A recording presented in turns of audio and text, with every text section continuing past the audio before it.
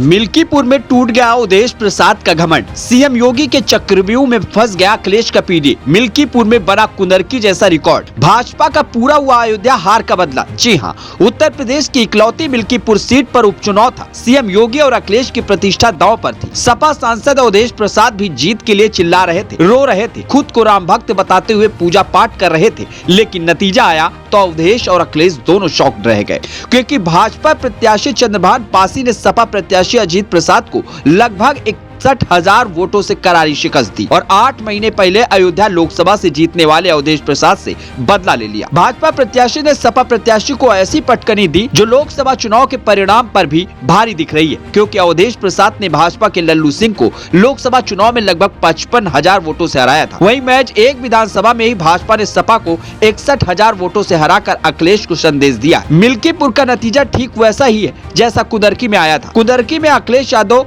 MY गठजोड़ के सहारे बड़ी जीत का ऐलान कर रहे थे, लेकिन कुदरकी के नतीजे से अखिलेश की रातों की नींद हराम हो गई थी। ठीक वैसे ही मिल्कीपुर में मुस्लिम यादव और पासी UPDA का गणित हिंदुत्व के आगे फेल हो गया और इसी के साथ फेल हो गया सपा का एक नारा, जिसमें कहा गया था मथुरा नकाशी, अयोध्या में सिर्फ अवधेश पासी। अंतिम नतीजों में भाजपा प्रत्याशी चंद्रभान पासी को लगभग 1,46,000 वोट मिले, तो सपा प्रत्याशी अजीत प्रसाद लगभग 85,000 वोटों तक ही सिमट गए। फिलहाल इस जीत को लेकर आरोप प्रत्यारोप का सिलसिला अभी भी जारी है। भाजपा जहां जीत का जश्न मनाते हुए अखिलेश और सपा से कह रही है कि अयोध्या उनकी जो राम के, वहीं अखिलेश ने इस जीत पर तंज कसते हुए 2027 चुनाव का उद्घोष कर दिया।